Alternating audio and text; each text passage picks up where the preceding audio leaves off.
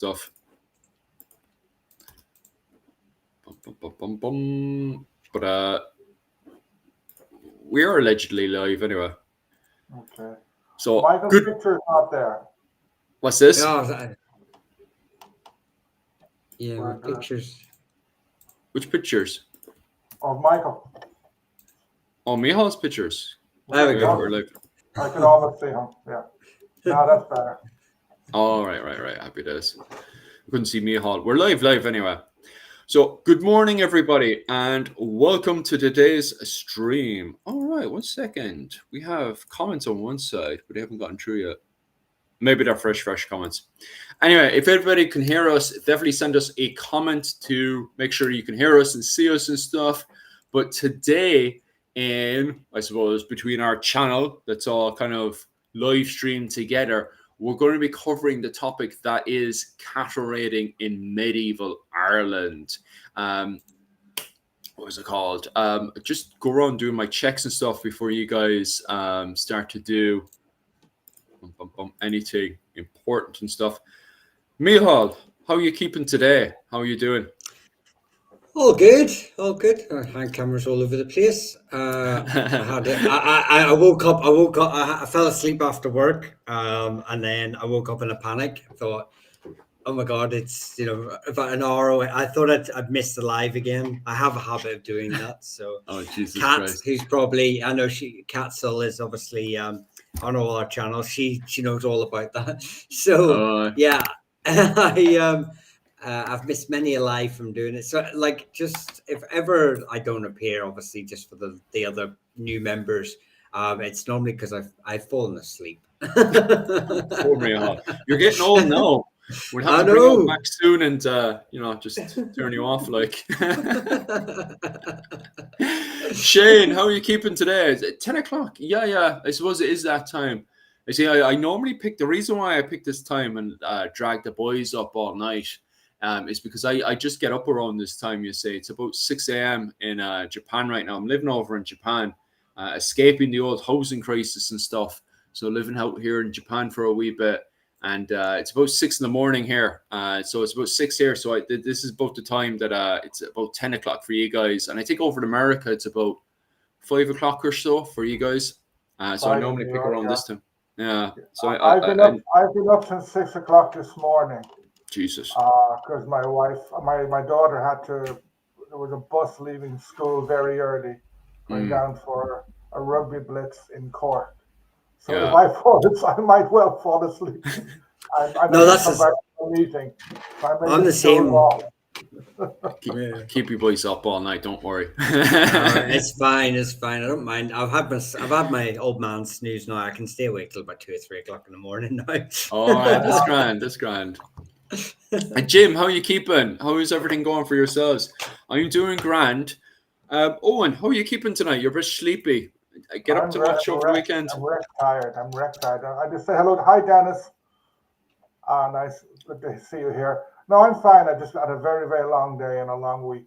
I've been very busy, so I'm staring out into blackness. The days are getting shorter and shorter here now. It's winter. I know. It's winter in 2 weeks. I think go by the old calendar where winter is the 1st of November. Okay. Just 1 second there, just setting up. You see, when I have got things in the background, I'm trying to do A, B, and C. But we'll try to. I won't keep you up all night anyway. We'll try to get this done in the old 2 hours. I prepared 1 or 2 questions for you lads on the old topic on cattle raiding for this week. It's definitely a topic that a lot of people are definitely looking forward to. The first comment here, and I'll pin it to myself and I'll post it up there, is what was the primary purpose of cattle raiding in the medieval era? Economic gain, warfare, or social privilege? What was the primary purpose of cattle raiding in the medieval era? Owen, you don't mind if I annoy you first and ask you what was the main purpose of the cattle raiding? No problem. I would say it was a bit of everything. One was to capture plunder as such, to capture wealth. for the cows, to, if you had a rival, to bring them down a bit by taking away some of their wealth, which leads on to warfare. It is a very effective form of warfare by removing the economic base, should we say, of your opponent.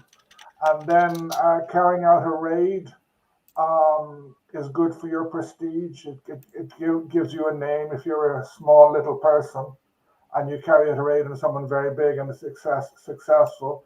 If you carry out a raid on the government, if the government or a senior lord is unable to protect his clients, that damages his prestige and it improves the other people. So it's a bit of everything.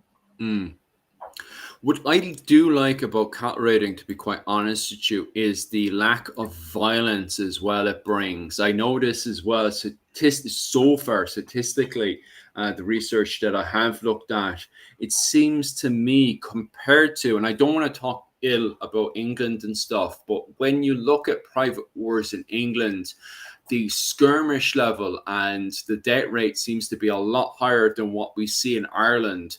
In Ireland, it seems to me that when a private war kicks off between two noble lords, the death rate seems to be a lot lower from my understanding of the literature. It seems to be a case of young groups of war bands go into someone else's territory. They take the cattle, bring it back to their territory, and there's a certain level of subjugation going on. But the death rate seems to be a lot lower than what we see over in England, that when we see a private war, it seems to turn into at times a bloodbath between multiple lords. What do you think of that, Owen? Yeah, in part because, say, if you're talking about on the continent where lords are fighting each other, especially in, say, high medieval times, the way war is portrayed there, they tend not to portray cattle raiding and stuff because that's not proper warfare. They will, the chroniclers and stuff, they will focus on a more chivalric type of warfare. And of course, they're going to exaggerate the results. Oh.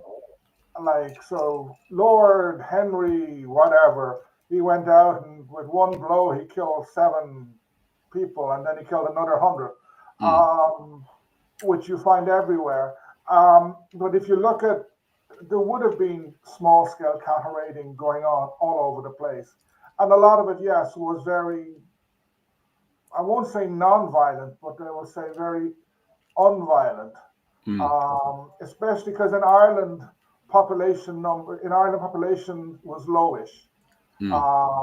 So people were good at getting out of the way because a lot of the land was heavily forested. There were a lot of bogs. Villages tended to be small. So when you're attacking somewhere, you can probably go grab a whole pile of cows and skedaddle without running into many people. One exception would be when there's war going on with the English. When the English were raiding the Irish, especially say in the 9 Years' War, they would tend to slaughter a lot of people on purpose. But Irish, they wouldn't do that much.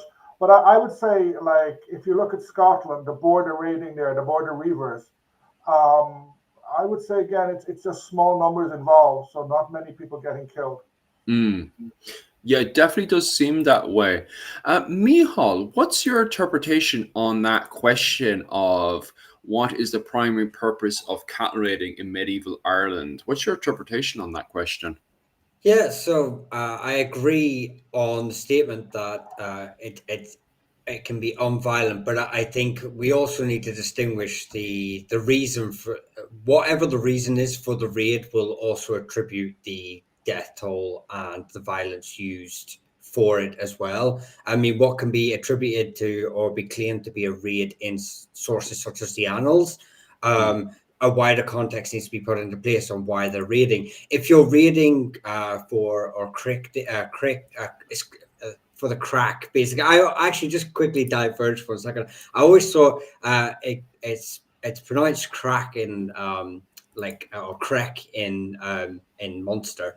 Mm. But I always wonder if there's some correlation between having the crack and going out and raiding. So, but going back to it, if you're going out raiding, and it would depend on the reason for it, on how much violence will be involved. If you are just going out to subjugate, make a point, maybe a sort of local dispute.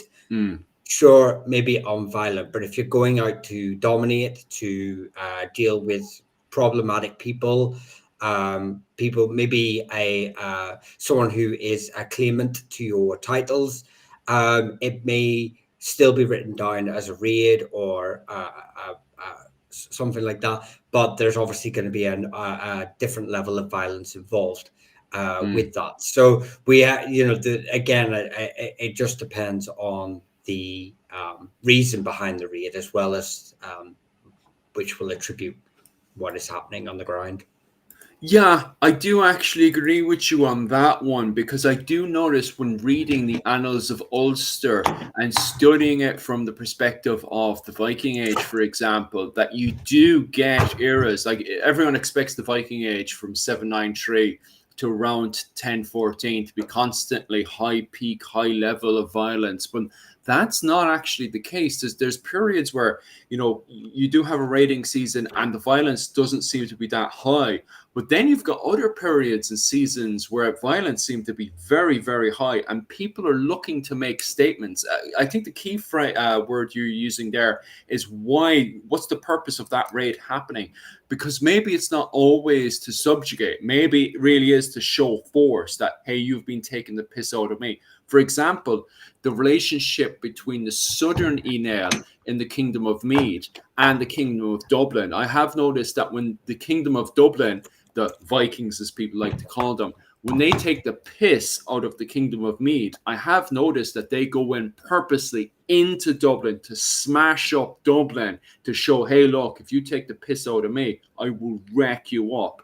Compared to other raids where it seems to be that they're other seasons where violence is quite low, it seems that the Southern Enel are more than happy to just go into the area of Dublin, do a local cattle raid, and then go back into their settlement again without violence being all that high. So yeah, I definitely would agree with you. It definitely does seem to be a seasonal thing.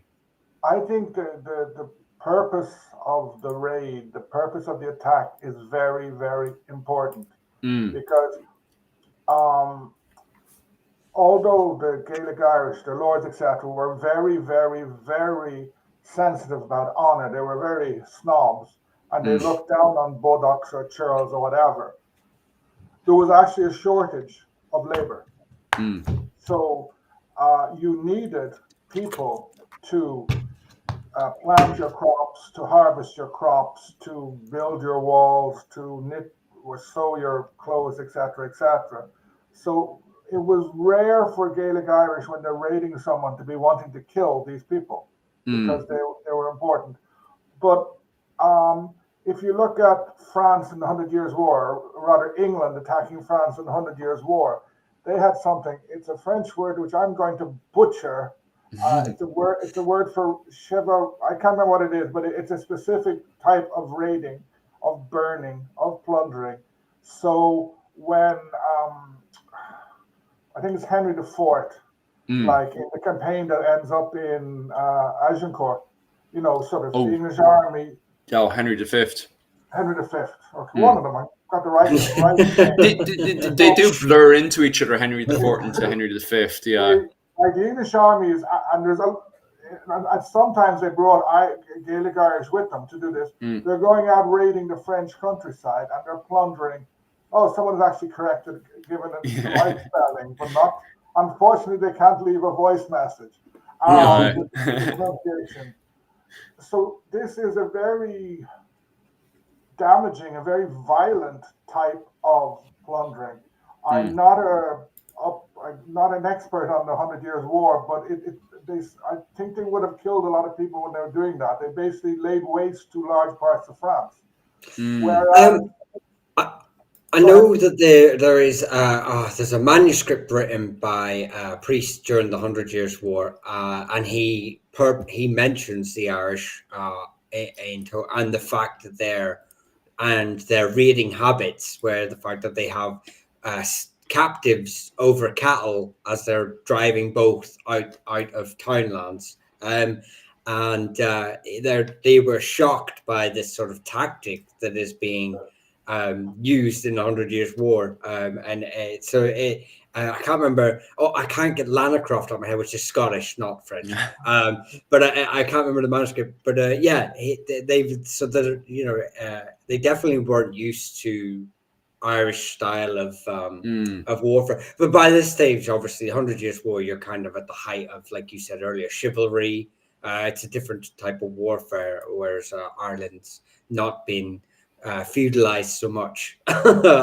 Even though we're taking part in feudal wars, we're not really accustomed to that. We still have our own unique ways. It depends what part of Ireland you're talking about. I did notice when I was researching cattle's, the tower houses and stuff, that if you look at the Leinster area, castles are more built for conservative style warfare. And also the castles, the ideas that were developed in castle making in France and in the Middle East during the Crusades, a lot of that development had made its way into the Leinster area. Not only because, that was the area that was dominated by the Anglo-Irish, but also the terrain favored more conservative style warfare, as in big, massive, large armies being able to go in and siege. Like, you can see that, like, it's not just the Anglo-Irish who are doing it. During the later stages of the middle stages of the 100 Years' War, around 1370 to 1399, Artmark Mara Cavanagh is using conservative style sieging to siege castles around the Leinster area. So it's not just the Anglo-Irish who are using conservative style sieging. But regardless, my point being, if you were to then travel up to more of the northern western area where the terrain is more difficult to siege, it's more hillish, more boggy areas, more forestry, then you're going to see castles that are adapted more to kind of cattle raiding warfare. And it brings into debate, like, is every single tower house used for, storing cattle, which we'll cover in a bit, or are castles more built for siege warfare and stuff? And in my opinion, especially after doing that video and stuff on tower houses in the late medieval period, I would say that it depends on the location of the tower house and the purpose of the tower house. But we can get into more detail about that later on. Or if somebody's got a question in there, we can tear that apart as well. Dennis has asked a question there about judging the success of a raid. Yeah, give us a second there. Do we know how they judged how successful a raid was? A number of cattle taken or a number of actual taken in a herd of the raid, or distance of the raid, or who they raided? Do you want to take that apart, Owen? Yeah, I'd say again, it's a bit of different. Like, um,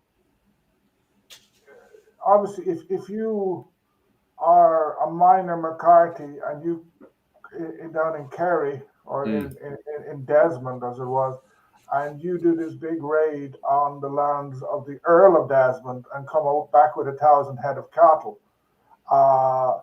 you're going to make a name for yourself. And probably that's going to get written down in the annals. Of course, when it gets written down, or when someone makes a poem of it, the 1,000 head could become 10,000 head. So it's a bit like, what's the best football match?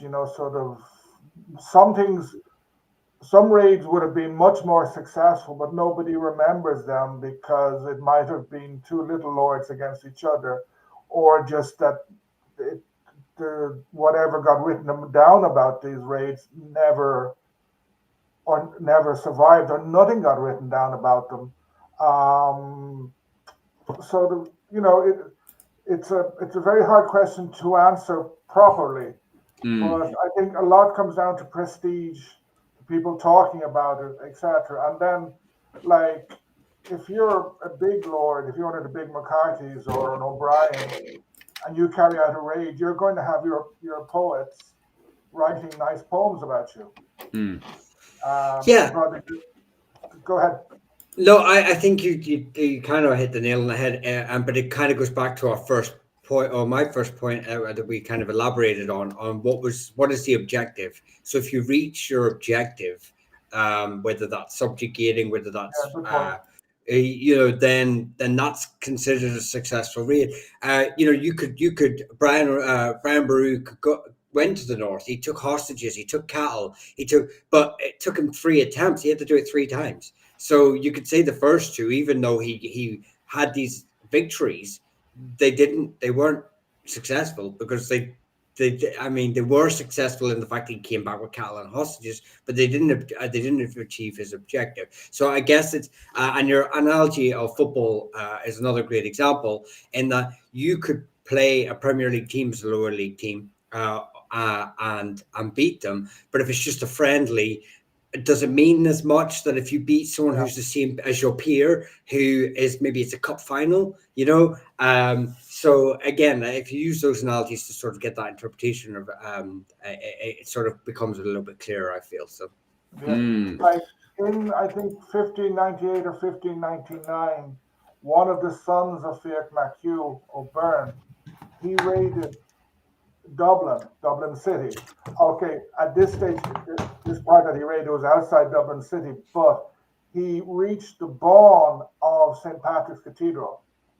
So that at that stage was just outside the city, but it's still right in the heart of the Elizabethan administration in Dublin. So that was he may have taken one cow and a couple of chickens, but he was able to reach this place, which if you go there now, you could walk to Dublin Castle in 5 or 10 minutes. Mm. So that was a dramatic raid. Mm. Just heading on a wee bit and grab another question for you guys. 1 second there. And I just want to thank Rex there for all the feedback as well. You've got some amazing comments there, Rex. Definitely keep it up there, especially when we trip over ourselves when we go outside of our field of expertise with the likes of the 100 Years' War and stuff. Just to bombard you guys again with another interesting question. How did seasonal movement of cattle, Boeing, I'm probably butchering that word completely. Is that Irish Bullying. or English, Owen?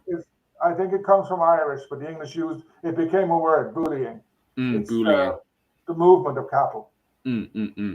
Influence when raids occurred. Owen, you don't mind exploring that question, do you? Yeah, so basically bullying is moving traditionally from um, the cattle would be in more upland areas during the summer, and they would come down to more lowland areas in winter, Mm, or areas closer at home in winter because the days uh, are shorter. Um, Another thing is like the cattle are closer to home in winter, but the days in winter are very, very short. So if you know the area, it's very good for you to be able to move around and surprise people because mm, you know the area. So a small group of you can go very quickly and capture a lot of stuff. And uh, in Ireland, like if you have to go up, the Irish mountains are not very high, mm, but if you try to go up there to catch a whole pile of cows and bring cows 500 meters down a mountain, where there's bogs, where I'm not sure how much gorse there was, but there's probably forests. That's not the easiest thing to do. mm, But if the cows are near a settlement, they're all together, it's much easier to capture them and to move them. mm. Uh, I know that Dennis was watching as a farmer, and he has moved cows, and I said it before, but it's not the easiest thing, and so have others. So you're trying to move a whole 100, 200, 300 or more cows. You're also keeping an eye out for enemies. It's easier when the cows are all together. And It's like on a long summer day, you can be seen. It's much easier. You'll be spotted much easier. but I suppose as well, a lot of these settlements in the early medieval period would also have roads as well. So I suppose it would be easier if they're close to the settlement and the area around the settlement, not the settlement itself, but the area around the settlement is attacked and the cattle, they're trying to lure the cattle away to get them onto the roads as quick as, and then start kind of pushing them up the road to their settlement. It would be Yeah, more easier for them to attack, or am I just completely waffling shy? yeah, it probably would. And again, like you're trying to drive cattle down a mountainside Mm, where the paths are less good. It's going to be more difficult. mm, You're and again, a lot would also depend on the area. Like yeah. you mentioned Mead. If if I'm an O'Reilly coming from Cavan to raid Mead, Westmead, somewhere like that, Mm, I raid into this area which is much flatter. It's been tamed, shall we say, a lot more. It's easier for me to attack it. Whereas if I'm someone going in the opposite direction, trying to raid the O'Reillys, uh, like there's a great danger I'm going to ride into a lake or something. Like in Cavan and Monaghan, it's full of lots of little lakes as well as bogs and drumlins. mm.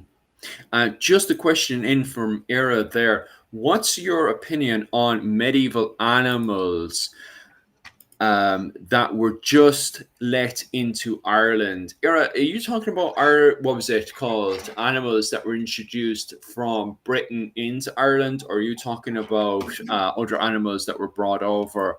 I'm I, not quite sure about that I question. presume he means because the Normans introduced a lot of animals. Uh, Um, I think the Normans introduced rabbits. mm, Mm. They brought in some deer. Um, they would have brought in better horses, um, and stuff like that. I know they brought in a lot of big mammals, and maybe they brought. I don't know enough about cow breeds. mm, Uh, if they brought in particular types of cow.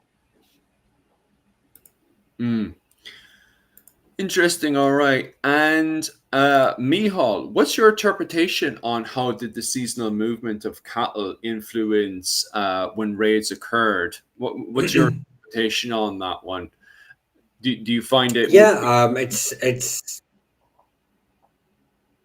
no, I find it depends because we have examples of it happening through the literature. We have examples of it happening in different times of year. Obviously, we have a set standard, but there are exceptions to where it happens outside of the norm. And obviously, so you have, whether it's is it normally the herds are let out around early Mm. May, and then you've got summer raids that are they're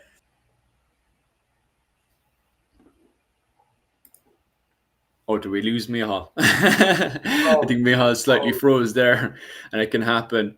Just popping lightly over to protected Thomas's upland comment herds, but there. then you've One, also you know Carlo went to the. Oh, um, there. Sorry. Yeah, just slightly. right. We'll jump back over to your comment actually. Sorry there, Mihal. Would you like to elaborate on that one again? Yeah, I seem to have froze there for a second. Yeah, so yeah, if you go to autumn, the cattle's fatter. So it may be more profit for your yield for your work. But like I said, there's things to take into consideration when they're hiring mercenaries. When mercenaries are being hired, like the red shirts are coming across in summer for Mm, the summer months.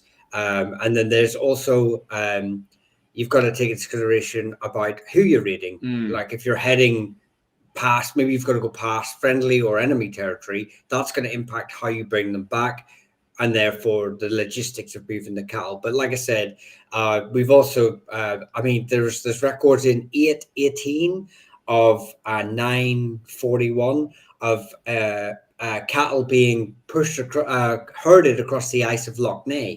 You know, and that obviously, uh, has is going to be a hard, that's hard winter exception. So even when there's a particularly hard winter, there are exceptions being made. So yeah, I think it depends when you want to do it, really, and the reason why you're going to be doing it. Yeah. Something else that would have had an impact is the harvest, because like in the Elizabethan period, you see lots of talk about many Irish soldiers not wanting to fight during harvest time because they want to go home back to their lands to cut out to harvest the crops, which they need to survive for another year. And there was a lot of crops grown, especially oats and barley. And one of the things about that, you don't want to be raiding someone when they're cutting a lot of harvesting a lot of crops, because probably there'll be a lot more people around, many of whom will have access to swords and stuff like that. So you could come unstuck if you raid at the wrong time when who you're raiding has a lot of armed men. Yeah, that's quite interesting. But yeah, I noticed the same thing as well, because I'm covering the Norman invasion of Ireland right now over on my Patreon every Sunday night, guys, if you want to sign up. However, regardless, I noticed that harvesting season has a huge impact on the warfare at the time, because right now the war bands are being pulled from the Munster area over to Leinster, and yet they're constantly complaining that they need to get back to Munster to continue their harvesting and finish it all up. Not so much the harvesting itself, the planting of the crops and stuff, but actually pulling the harvest up and stuff and getting ready for the winter, because most of the sieging and stuff starts to really build up around the September period. And it's that point that people need to get back to the fields and stuff. And the problem with the Norman invasion of Ireland is that it's already been a bad summer when it comes down to getting the most out of the harvest and stuff, especially then when it goes into winter, it starts to have a real effect on the food and everything. And that's looking at it from more of a conservative warfare perspective, where, it's army on army. Never mind when you're dealing with cattle raiding, which is specifically designed to deplete you as much as possible. Yeah. And just in relation to cattle, grass is very important. Because if you're, say, an English army attacking a Gaelic lord, if you prevent them moving their herds of cattle around, their herds of cattle may start to starve, because that's essentially the basis of bullying. You move them from one, and it's the basis of, I think, most farmers now. They're not called cow farmers. My brain is tired. Farmers who have cows, like they'll move them from field to field. So you have to leave areas without cows for a specific period for grass to grow, because otherwise the cows will eat all the grass and then start to starve. And that is a factor that is important in warfare, in big warfare, or just cattle raiding as well, one that people tend to forget. Yeah, I was just about to say that, because when I mostly think about the movement of cattle, I always look at it from, okay, so the bullying happens around, what was it called? May. And then the cattle are kind of just dumped out in the hills and stuff until around this period, the end of October, and then they're pulled back in again. That's how my brain imagined it. But yeah, it makes more sense that there is more movement of cattle around the place. Just popping over to the Dairy questions. Farmer. Sorry. That is putting a dairy, but what about beef farmer? Beef farmers was the word I was missing. Anybody that wants to send us anything, I don't know about Michal and Owen, but if anybody's looking to send me anything, first and foremost, send me a message over on Irish Medieval History on Instagram. These days, I know in the past I've been like, oh yeah, message me on message me over on Patreon, message me over on Discord as quick as you can and stuff, and I'll get back to you as soon as. It's actually these days, it's actually, I found Instagram is actually the quickest way to give me an old text, the quickest and easiest way.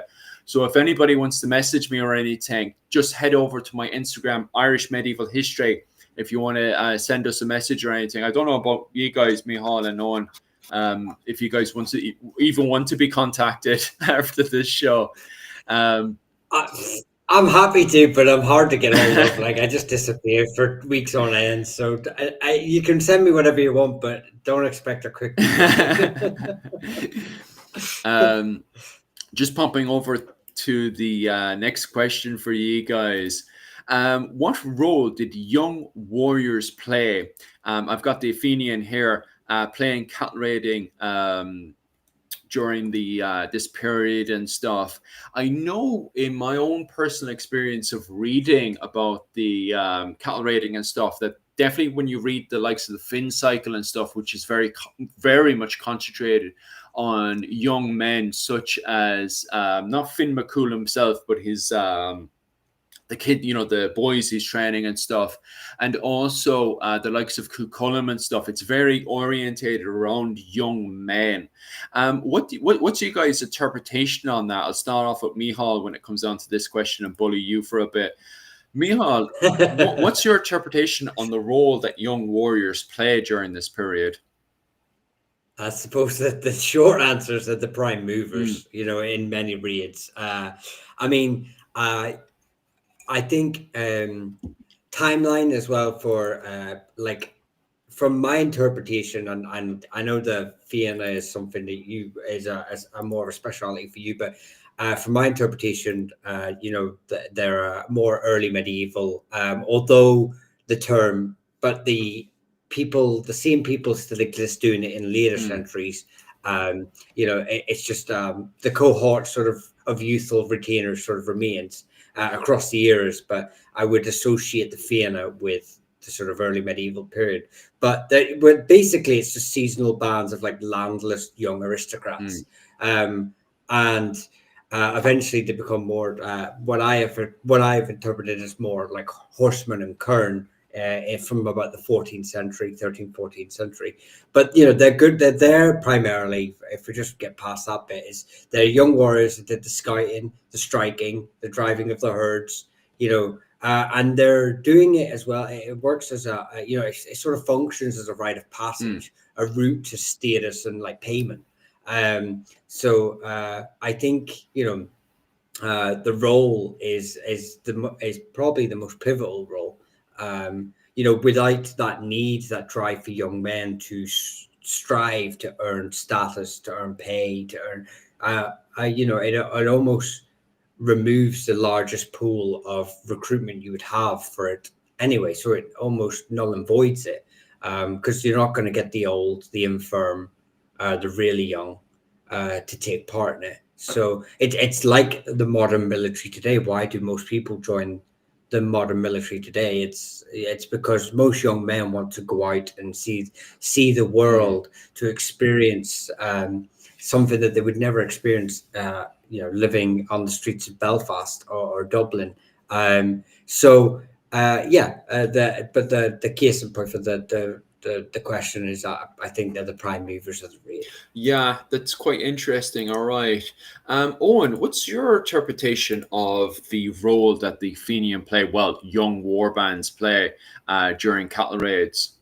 Yeah, well, first, I agree with most of what Michael said, but I think when you're taking annals and stories, you have to bear in mind that a lot of these are like ideal types. It didn't always happen that way.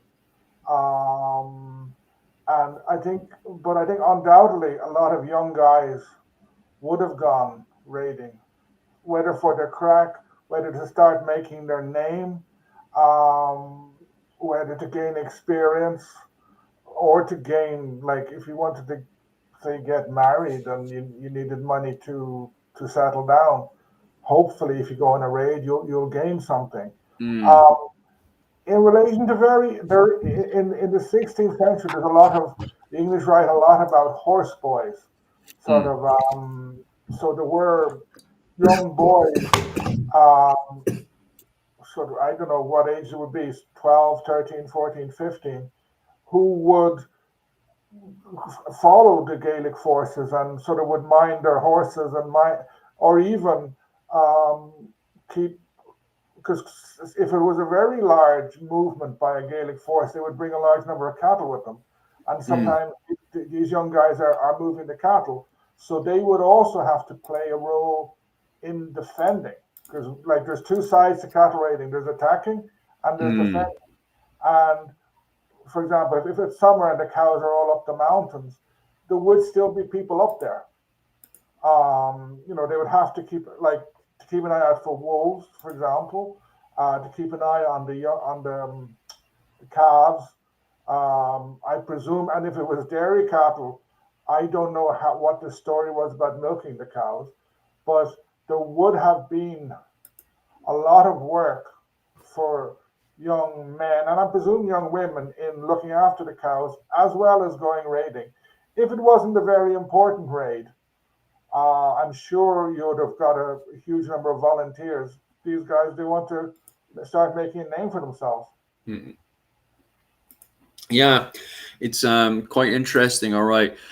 Shane, I'm assuming you're coming over from Brehon Academy's live stream right now. I know Brehon Academy is live streaming the story of the Irish language right now over on his channel. Just to answer your question of what language was the Irish people speaking before the Celts, I'm assuming you're talking about the insular Latin culture between 300 BC to 90 AD. So what were they speaking before 300 BC? I'm assuming that's what you're saying, unless you're looking at the recent DNA study and stuff, which is, using the word Celtic, which goes back to 2800 BC. But I'm assuming you're actually talking about 300 BC and not 2800 BC. What markers existed in the Irish Celtic language? Sorry if it's off topic. No, I don't have any problems with that. The only thing is I'm not a linguistic myself, to be quite honest with you. So what they were speaking before, so you're talking about before 300 BC. What language were the Irish speaking before 300 BC? To be quite honest with you, I'm not a linguistic, so I couldn't be able to answer that for you. And also on top of that as well, I'm not sure. There is no literature to be able to support any argument that I could make, to be honest with you, to what they were speaking beforehand. I do know linguistics that have like high standards in the likes of University College of Cork and stuff, can find little bits of words and been able to do proper study into them to find links into an Indo-European language that existed before the arrival of Irish onto the island and stuff. But that's way out of my field of expertise, to be honest with you. Men, do you have any idea what language was spoken before 300 BC? Though at some stage it was Indo-Europe. Probably Irish goes back further.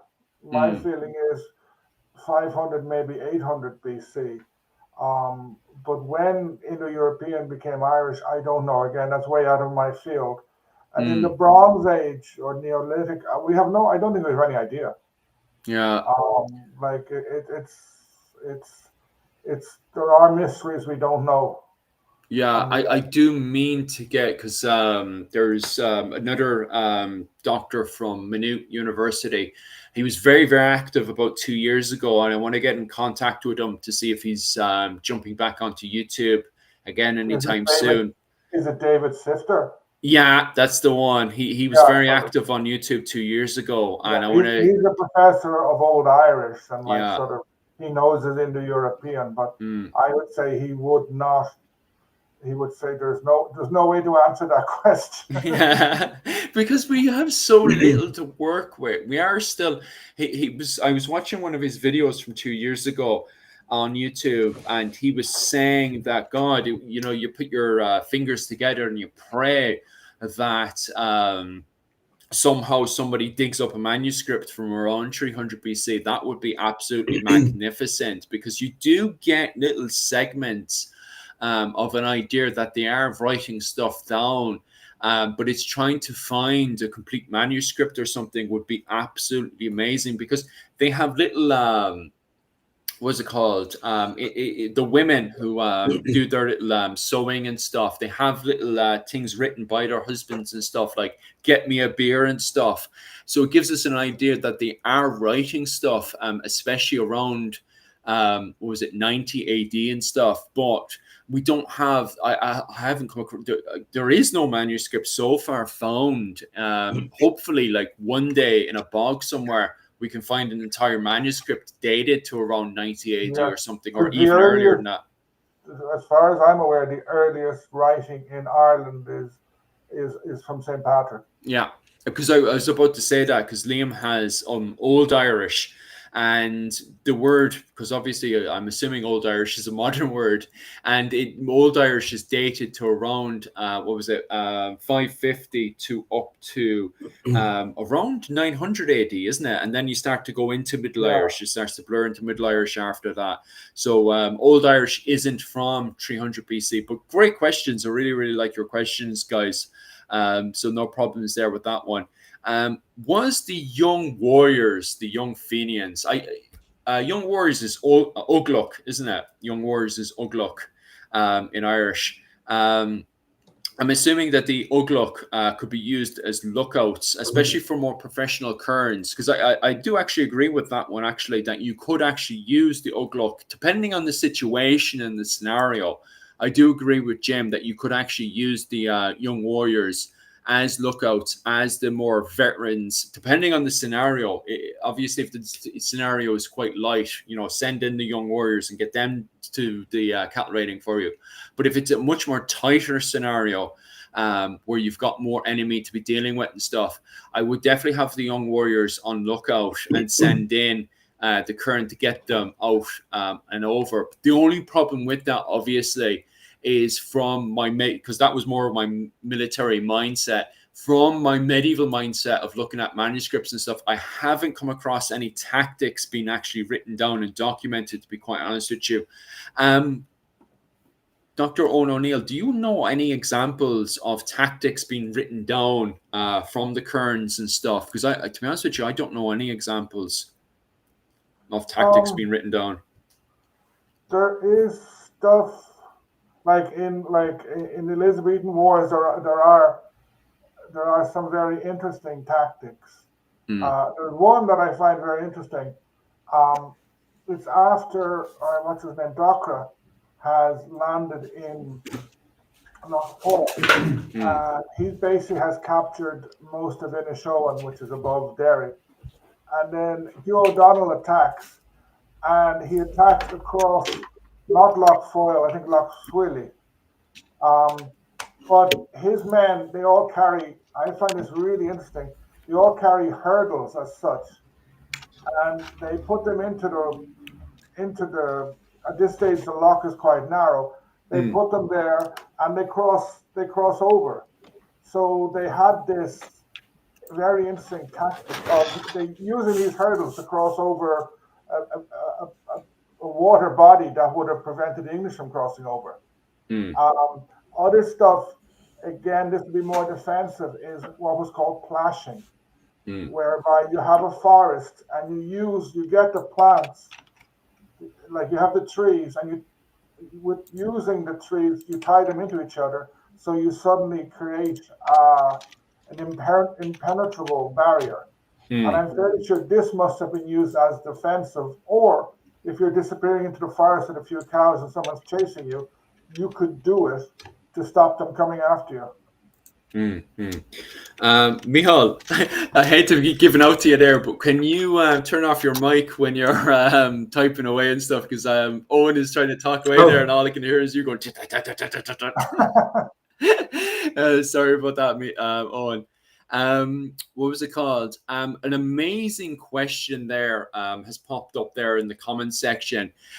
Did women take part in cattle raiding in pre-Christian Ireland? We know Celtic society did allow women into high positions of power, such as Budokai of the Iceni?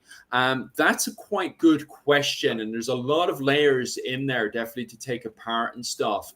In my own opinion, I would definitely look into the laws of the innocents to start with. The laws of the innocent came out around the 7th century, and it was laws that prevented women and children in taking part in warfare at the time, but it also prevented men attacking and killing members of the clergy, women and children, like setting them on fire, attacking them in certain ways that you know of, etc., etc., etc. So I would assume, especially if you look at the likes of the Finn cycle, where you have Cucullum, who was trained by a woman, it does seem to give an indication, from my opinion, that women were perhaps involved with the cattle raiding before the 7th century. Now, the opening thing was pre-Christian. I do believe for the first 200 years, even when Christianity had taken over, we still seen women taking part in cattle raids, in my opinion, by the way. But I think after the law of the innocents is brought out, I don't think women were involved anymore, in my opinion. Mihal, I'll give you that loaded question there. What's your opinion on, did women take part in cattle raiding in pre-Christian Ireland? I mean, obviously we have, if you look at literature, so the epic tale of the Timebow, the Taun, sorry, you got Queen Maeve of Connacht, planning and commanding the raid itself, and she's the prime mover of the whole sort of war narrative.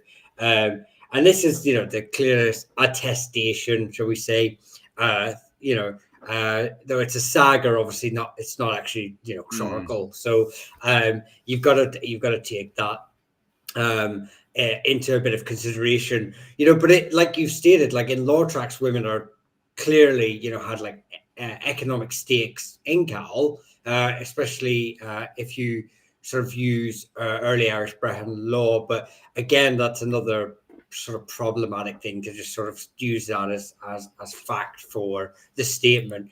But we know that they use Boudica as an example, and she's not the only female queen in Celtic these isles. There's there was a queen of the Brigantes in northern Britain who was also held in quite high context as well, and we know that there were sort of matriloquial groups where like it's female centered in all parts of Britain.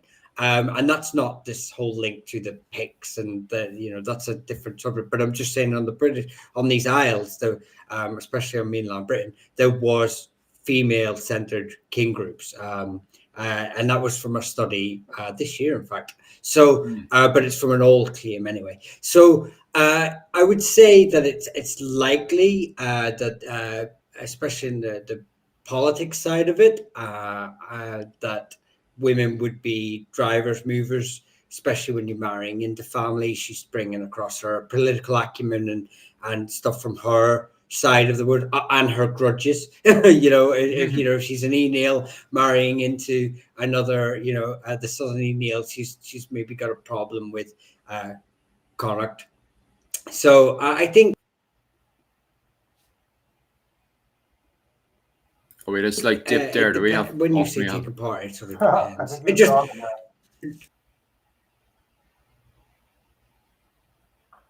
Has Michal gone again? I'm not gone. I'm still here. He's gone again. It's just real. No, we're here. Oh yeah, back again. Yeah, so it just depends. What I was trying to get, the current point is, it just depends on what you mean in taking a role, because there's a lot of roles involved in the planning, taking part, executing, and the aftermath. So, and I think women would have a large part to play in, or not large, but a part to play in most parts of it. Dr. Owen O'Neill, what's your interpretation on that one? On the did women take part in cattle raiding during pre-Christian? Well, first of all, I see there that Liam was asking, was it a matriarchal society? No, it wasn't. women were of a lower status than men, Mm. and I think a female slave was the lowest of all. But with any army before, up to say Napoleonic times, if you had a time machine and you were able to go and look at any army, you will find a huge amount of women in the army. Mm. They could be cooks, they could be nurses, they could be people fixing clothes, or ladies of the night. Um, all of these followed the armies round. And I'm sure that in some cattle raids, people would have brought women they knew along, sort of sometimes like a partner, a girlfriend, sometimes someone following along doing the cooking.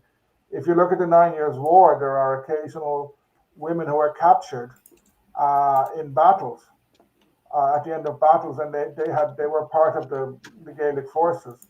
So you would have had some stuff like that. Some Gaelic women, elite women, uh, may have taken part. And again, it would come down to the actual raid, what it was for, how big it Mm. was, how far away it was. So there's a possibility, but I would say like there would have been women accompanying them, but the fighting would have been basically men by men. Yeah. But I do think it depends, as you said there, on the situation. Yeah, Because if you're dealing with light cattle raiding and stuff, I can't see, because you see combat sport these days where you've got women who are quite unique, and definitely very much able to defend themselves. But once again, it does depend on the situation, because when you're dealing with then bigger, heavier battles, where the armor and stuff just doesn't fit in with the shape of women and stuff.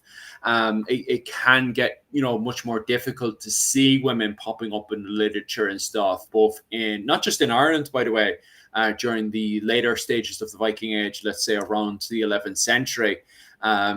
There's a huge lacking of a certain amount of disappearance of women within the literature and stuff. Because if you look at earlier literature, I know it's more on the mythology side, set around the 10th century, around the 9th and 10th century. There's a lot of women in there, as obviously, as you all know from the Viking TV show. You have Loigera, no, sorry, oh, what's her name again? Michal, you'd know this one. Lagertha. Lagater, that's the one. You Lagertha. have Lagater who pops up. But at the same time, you have various women popping up in Irish literature as well. Literature that's meant to be set around the 9th and 10th century. But then when you get into more of the historical literature of around the 11th century, with the likes of the rise of Brian Boru, and you're dealing with more conventional style warfare, which is 1,000 men against 1,000 men, you suddenly see women suddenly disappearing. And the reason for this is that you're dealing with battles that start up in the very start of the morning, and they go on all the way up to the late evening, around 5 o'clock, until you either have men camping out locally, or they'll literally finish up the battle and go home, compared to fighting that happened more or less around the 8th and 9th century, which is more local raiding, where you go in there, steal what you can, bring it back to your two there, or even your fortification in Dublin and stuff.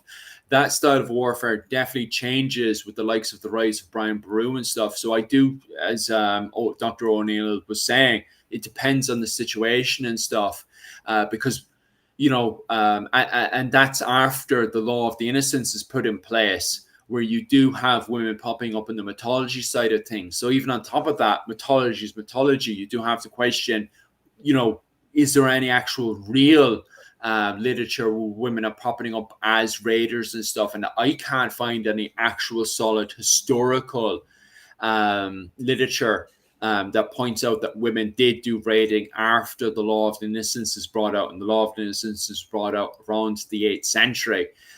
So it can be very difficult to say, okay, so did women continue raiding after 800 AD going into the Viking Age and stuff, especially when women are targeted during the Viking Age.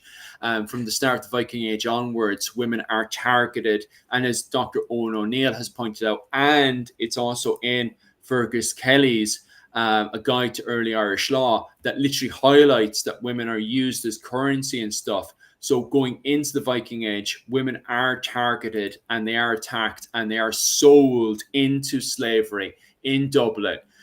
So would you, even if women are very, very good at martial arts and stuff, would you allow them then to go into the battlefield and stuff, or areas where they're vulnerable to be actually physically taken and then sold into slavery? Would you allow that to happen? These are questions you need to ask, especially if you're putting yourself in the mindset of it to it and stuff that needs to go out there and raid cattle and stuff. So it's definitely a complicated one, that's for sure. And I could go, comment all day, but then you're going into the opinions and stuff. What else do we have here? Just a quick one on the Egyptians and stuff. Yeah, that's perhaps true and stuff. But the only problem is that you're then jumping around in the different periods and stuff. Because as I pointed out there, there's definitely massive changes that happen after 700 AD, which is the introduction of the law of the innocents and stuff. Because I would definitely say that Egypt definitely is a completely different society in the 8th century compared to earlier on. When you're dealing with the likes of 300 BC and stuff, where you have a completely different interpretation of women and men. The Egyptians were basically Greek from around 300 BC. I think that's when Alexander conquered Greece and sets up Alexandria.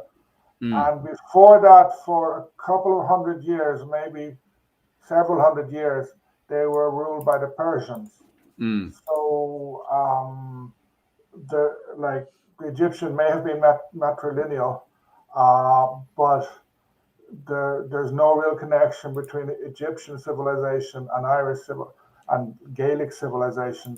There's a huge difference in time, and the myth about Scotty, I think the earliest that can be found is like the 12th century or something. It was just some Gaelic scribes copying the legend of Moses, the story of Moses, so that there's no comparison. There's also, I just want to say, so in pre-Ptolemaic Egypt and then pre-Persian Egypt, so you're talking real, ancient Egyptian. I would argue the matrilineal sort of society, in the sense that it's not seen in their nobility and their the pharaohs or anything like that.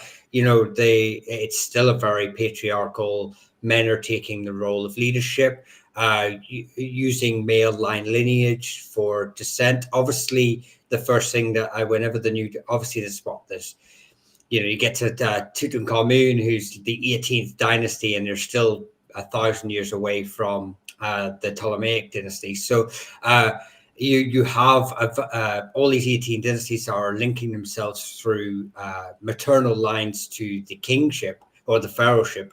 But that's no different to Europe or anywhere else in the world, in the way you use a female line to legitimize your rule if you are an outsider. So I would, I don't know on a ground to ground basis on the local inhabitants, and obviously Egypt is made up of multiple societies within Egypt. It isn't a homogeneous society. So you have later on, sort of, we'll just say like Galatians and Coptic groups and stuff like that are living within Egypt that may have local matrilineal sort of passing, chieftains or whatever, but it's not replicated in the highest positions of court or rulership. As well with the Picts, it seems that the matrilineal claims are a misinterpretation. It doesn't seem to be recorded anywhere. And again, it may be much like mainland, what would become England, where you have the Brigantes, Icenies, etc., where some of the groups were matrilineal, but it seems to be the localized, not national. And just heading back into the comment section there, America has hidden ancient civilizations. Yeah, a lot of the Native Americans have been suppressed, sadly. It is believed that they were ruled by women. Which Native American group are you talking about in particular, or are you talking about a pre-Native American group? Definitely comment below and tell me which Native American group that you're talking about, unless somebody in the comment section knows exactly which Native American group he's talking about. Just moving slightly ahead now, 1 second there, and I just want to get the comment there on the how did Brehon law regulate or punish cattle raiding between rival Tuatha kingdoms during the medieval period. I just want to get that one in there. Owen, you don't mind if I bully you this time around with that question? How did Brehon law regulate or punish cattle raiding between rival Tuatha kingdoms? This is a question. When you're talking about early Irish law, this is a serious question that I have never seen anyone. There are people who say, "Oh, Brehon law was all this wonderful stuff, etc." But this points to the big problem of Brehon law, in that there is no punitive structure as such. You have a very decentralized legal system. Basically, you have local lords have their own judges. So if they go raiding, who's going to punish them? The main punishment would be a counter raid as such. One form of punishment that develops, especially after the law of the innocent, would be the church interfering. It's not to do with cattle raiding. It is slightly to do with cattle. Colm Kill. He caused a big battle because he copied a certain book, and then there was a big fight over it. So I think several hundred people got killed, and he imposed a punishment of exile on himself. And he goes off to Scotland and does a lot of stuff there. And like I know lords were regularly excommunicated and stuff like that. But that didn't seem to have done much good a lot of times. So Brehon law is more of something aspirational in this sort of stuff, because if you're a thief, a poor thief, yes, you can be punished. But if you're a lord, who's going to punish you?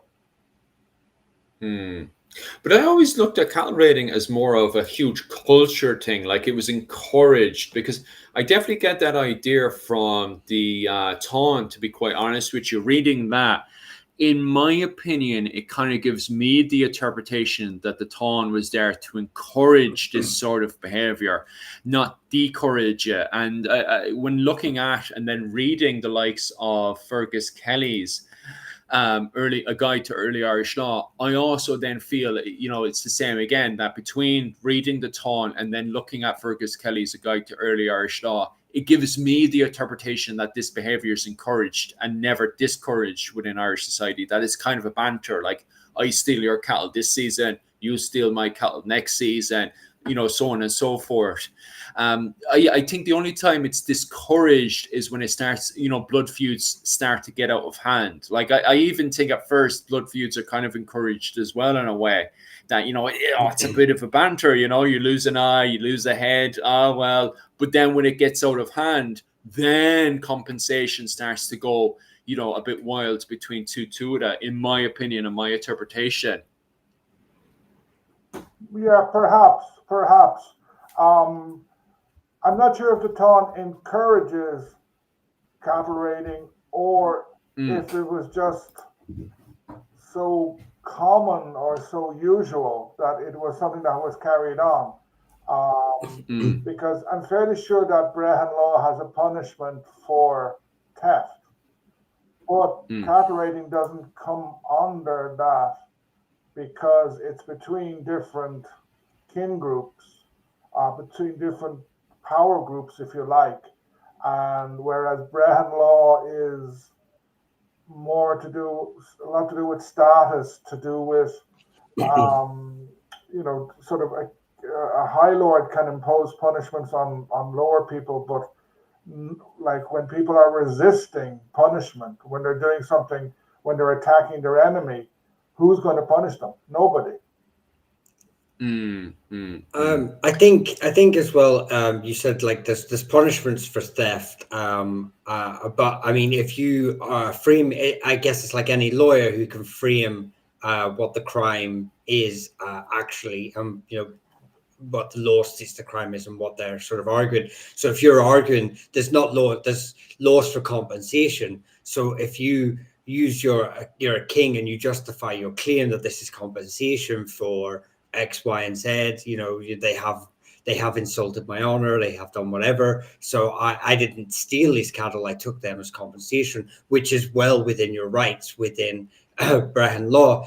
I mean, I suppose the counter argument could be, obviously in the Seneca's More there's cross-border treaties, so you could sort of argue that this individual crossed boundaries, therefore broke the law that way. But I guess it really just comes down to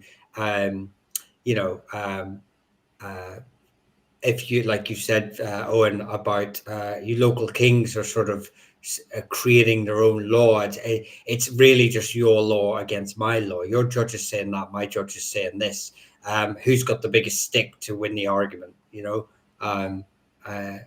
So I think it can come down to just to that, basically. Bit of corruption. There is a very interesting example of that in 1593, just before the 9 Years' War kicks off. The English, supported by Hugh O'Neill, are moving against Hugh Maguire.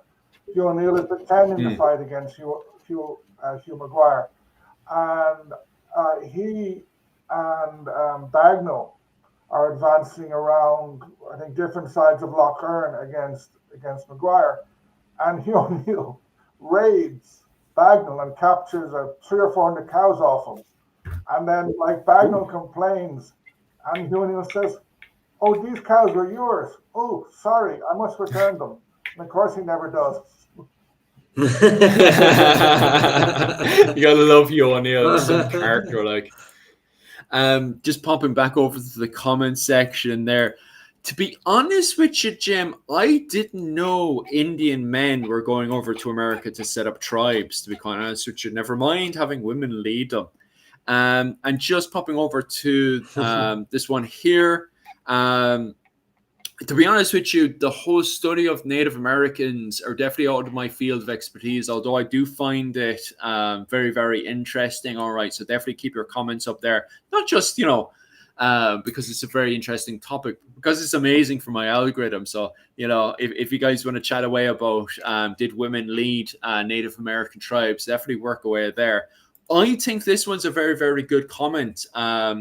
Were abbots as powerful as kings? And I think this is very, very interesting, given that we do have the likes of Armagh and the monastic settlement of St. Finbarrs in Cork, which are very, very active military-wise. So I do find this one a very interesting question. So were abbots as powerful as kings? And did they have their clansmen raid cattle since there were abbots? How was a threat? So what's your interpretation on that one? I'll bully Michal on that one. But just before I bully Michal, I do find it very, very interesting, because at the very start of the Viking Age, we do actually have fighting between Cashel and St. Finbarr's monastic settlement in Cork, which eventually does lead to oh my God, his name is literally popped out of my head there. He's the King of Munster, who eventually goes on to become the King of Ireland, according to the Annals of Inishfallen. But regardless, he is King of Munster, And at the same time, he is actually abbot of Munster as well. So he's the head abbot of was archbishop. Sorry, he's the archbishop of Munster as well in Cashel. And he's at war with Cork, and he goes off and kidnaps the Archbishop of Cork as well, brings him back to Cashel and starves him to death. So we do have fighting from various abbots and stuff in the period and stuff, and various members of the clergy. However, to be quite honest with you, I personally don't know of any clergy committing cattle raids or anything, to be quite honest with you. But at the same time, did the likes of St. Finbarrs and stuff have their own cattle raiders to go out and commit cattle raiding is also a very interesting question inside there as well, because I think you could actually easily find evidence inside of that, of the period. First off, I'll pick Mihal and bully him for a wee bit. No, I mean, Mihal. Take into consideration how monastic sites worked, how religious centers worked, how churches worked. You would have groups within groups. So you have, a really good example of all of this actually would be the class known as the earner, who are landholding family, hereditary landholding families with interment lands within the church. These earners are providing the early abbots for the churches before the 13th century, when bishops, something to do with the bishops changed the whole sort of structure in Ireland. Anyway, so they are providing the abbots. They're part of the church council, but they don't. So the running of the church as well, but they don't take. They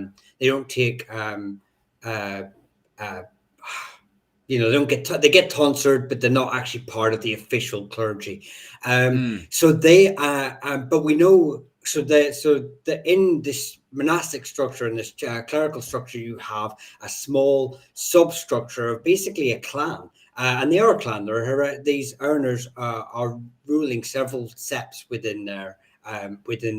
Normally only one or two. Above them could be a corb, who is normally seen as the successor to the saint, whether that's actually a genetic, father-son successor, or just an office successor of the saint who founded the church, who would maybe have a couple of earner tribes, a couple of septs, clans beneath him.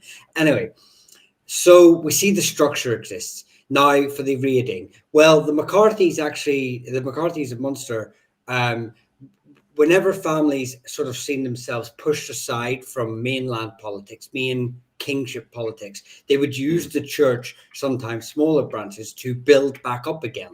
And they would use it to rebuild their power, rebuild their wealth. The McCarthys did this very early on in their history. They come from an earner family who had used part of a kingly group, pushed to the side, became earners, used the wealth of the church to get up. How do you get your wealth? Same way all churches do. And also raiding. They would have been part of, because they would still, raiding is not just an act of violence, an act of aggression. It's also an act of politics. So it would make very much a lot of sense for these families to be taking part in some form of raiding, even ritualistic, So that would be my case for yes. Definitely happened. Owen O'Neill, I want you to actually answer this one as well, because I know you probably know a good few ones actually, and probably a good banter ones with Hugh O'Neill, I'm hoping. I'm going to disagree somewhat. Oh. I would say that abbots as such, there would have been very few incidents of an abbot raiding. I have one of a bishop, which I'll come back to remind me. But especially after the Normans came in, or the Anglo-Normans, whatever you want to call them, and especially after the Irish Church was reformed and they brought in the more or less traditional Catholic structure. You're right, the Earnochs, yes, but they were religious and non-religious at the same time, but most of them would not have been particularly powerful. Most monastic settlements in Ireland were very small. The actual number of monks or nuns involved would have been very small. Um, Also, post-Norman, um, quite often the Gaelic lords would exert a lot of power over an abbot, over a monastery. And they, like I know, for example, in Armagh, from like the 13th century onwards, although Armagh was right in the middle of O'Neill territory, the bishop or archbishop, whatever he was of Armagh, was usually English, an English speaker, English descent. How much time he actually spent in Armagh is another question. So you would have had very few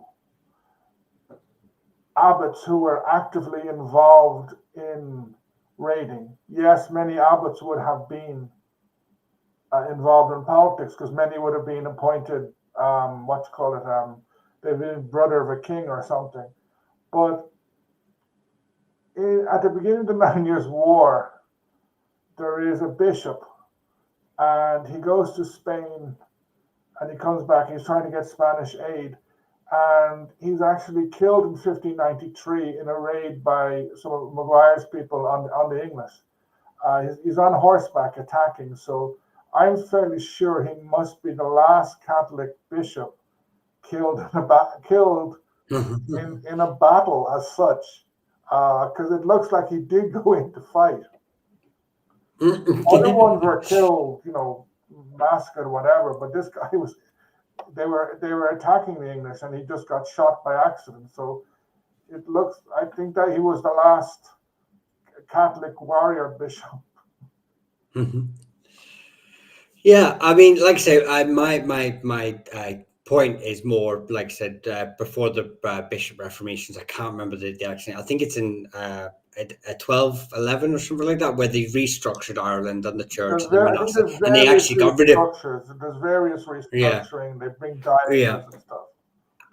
And the Earner were almost crippled and non-existent, as in the lands. So corps became almost non-existent because the bishops became the hereditary successors of saints, not these corps. And with that came the right to the land, and obviously they stripped away the Earners.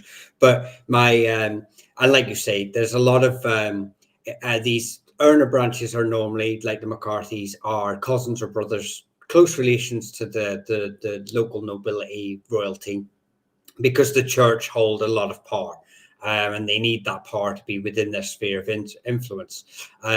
So it's a large part of nepotism in medieval Ireland. But I would say that, especially in the early church, I tend to feel that just because they're not part of the holy orders, that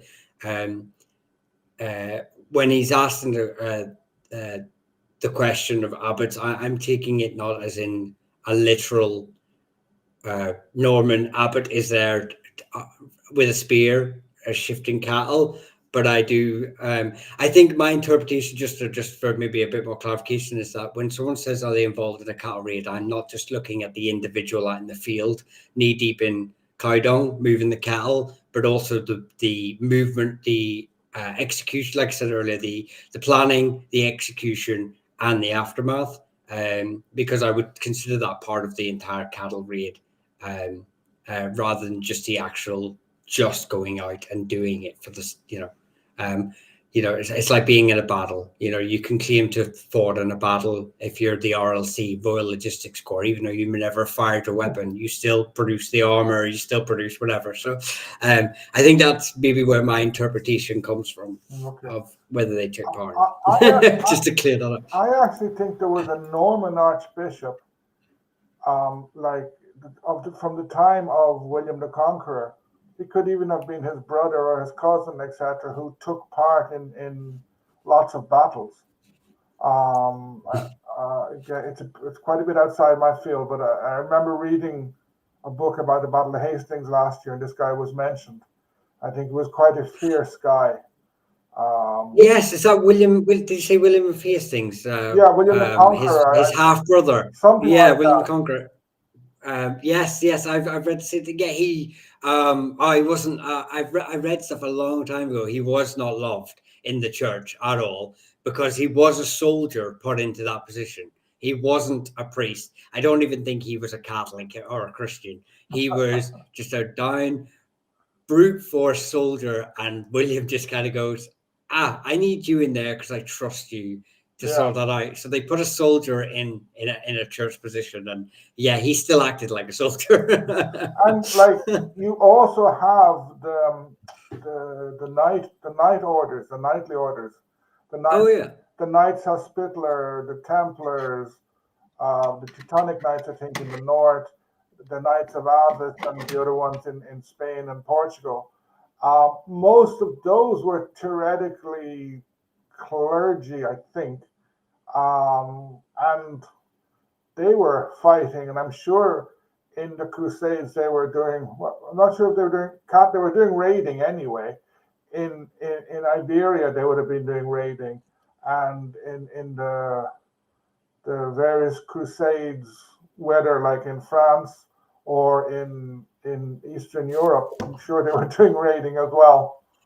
Yeah, the Teutonic Order were raiding the atrocities committed by the Yeah, Teutonic Order in Lithuania. They were raiding. They had, they were enslaving women for and young girls for the worst kind of things yeah. you can imagine.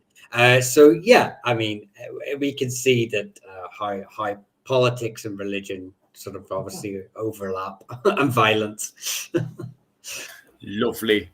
Just heading back up to the comment section where Seamus has a belter of the quote from the War of the Books that was fought between the Southern and Northern Nail because of, what was it, Saint Columba stole a book, and it causes the first copyright war to happen, not just in Ireland, actually throughout all of, I think it's definitely the first one that happened in Europe anyway. I'm not sure about China. China's always, when it comes down to books, China's always a funny one to get involved with and stuff. So a great quote from Seamus there.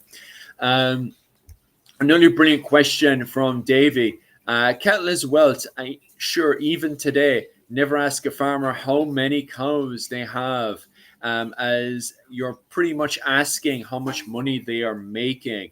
Very, very true, to be quite honest with you. And on top of that as well, we got, this is actually the question I was looking at. Do you guys know if they were branding cattle back then, and were bulls more prized than cows? I think we get a little bit of a fair idea about this in the Tawn book. However, when it comes down to cows being branded, I actually don't know any examples, to be quite honest with you.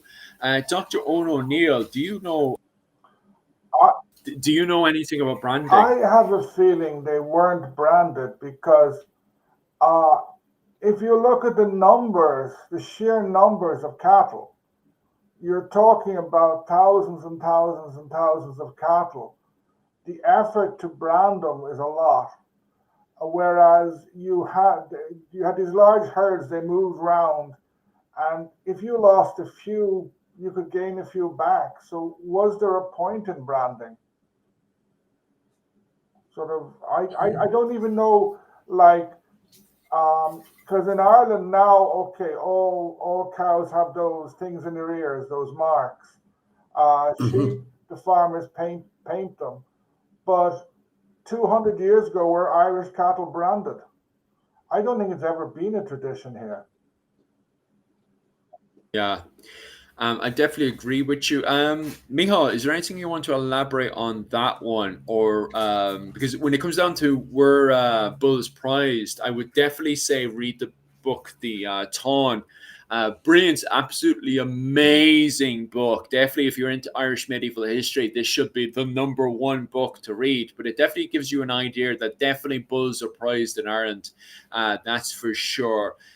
Mihal, is there anything you want to elaborate on that question before I I move on? think it's just going to fall within the same realms as body paint Mm, in pre-Christian Britain, or it's, you're not going to know. And to be fair, there's not going to be any evidence of it because skin rots away. So we're not going to get the archaeological finds unless, like you say, a manuscript comes up and someone says, "Oh, we branded this cattle." And even then, that'll just raise more questions than it'll actually answer. So no, I don't think I'm there's no mention, like you said, there's no mention of it. So I've got nothing to add.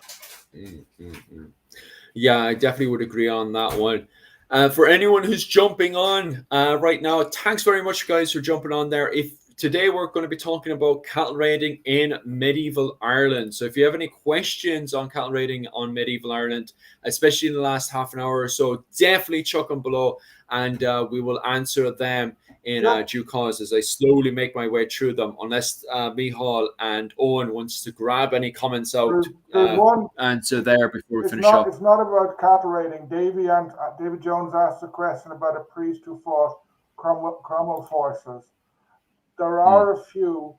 The last battle of the Ulster Army in the Cromwellian Wars, Owen O'Neill had died, and what should have happened was one of his sons should have become commander, but for some reason, a MacMahon, I think Heber, becomes general, was made general. He's a bishop. Why they made him general, I don't know, but he manages to make. He was complete and utter disaster, and the Ulster Army is annihilated in a battle. It's a very funny name for an Irish name, Scariff Hollis or somewhere like that. It's up in Donegal. And another example is a guy called the Red Priest of Scariff Island. He was an O'Sullivan, I think. He was a friar, I think a Dominican, and he was taking refuge in Scariff Island, which is off Derrynane, kind of in the very bottom of Ireland. And he was eventually caught and beheaded. And his head, you can see his head, it's in Killarney. There's a Franciscan place in a Franciscan church. His head is there. I think they put it on show once a year. Because I was dragged along to see Oliver Plunkett's head when I was a kid, and I wasn't impressed. But this guy's head is in Killarney. That's absolutely fascinating. I haven't actually gone off and seen his head yet, but I'll definitely have to take a note of that there. Just heading back over to the comment section there as well. Would Irish wolfhounds be used in cattle raids, and did we use them in wars? Once again, not so much the Táin itself, but if you look at the ventures of the what's the correct word for it? But if you look at the Finn cycles and you look at Cuchulainn and the boyhood deeds of Cuchulainn, it talks about just before Cuchulainn got his name, it became he was originally referred to as Setanta. And he went on and fought the great, what was the name of the wolf again? It was a great wolfhound anyway. And he fought against it. And the wolfhound was protecting the ring fort. So it gives us a good indication there that, wolfhounds were used to protect settlements at least during the medieval period. And I know that there were kind of, at that point, more kind of a wolf than an actual, the kind of dogs that we would have today. So they were kind of more vicious back in the day. But other than the example that we have in the Táin, I don't know any other example, to be quite honest. Michal, Owen, do you know any other examples of ones being used either in cattle raiding or during any scenario during periods of war? Just in hunting, hunting dogs would have been very common. Guard dogs have been very common. I don't know. There is a myth, but I've seen that like some war game figures for ancient Irish, they always throw in dogs, which I find very annoying. I don't think there's any history. Like every noble in Europe would have had a hunting dog. Yeah. And there would have been lots of guard dogs, but the Gaelic Irish didn't use them, as far to the best of my knowledge, in warfare or for raiding cattle as such. They may have brought dogs along to help guide the cattle afterwards, but they didn't. They weren't used for fighting. I mean, was there a record of Irish wolfhounds being taken to Rome Yeah. and then used in the Colosseum? So, I mean, if and we know that the Romans used war dogs. Hmm. So, is it possible that by them taking them and using them in the Colosseum, that they are seen as an attack animal? But that is just pure speculation on my part. I'm just sort of waffling some half facts and just trying to put it together there. But I'm just wondering if I that's think maybe. if you had a good hunting dog, a dog that could Mm, hunt, a wolf could hunt a wild boar or deer, you're not going to waste that dog in a battle. You're not going to mm, like where some guy can just shoot an arrow into it and kill it.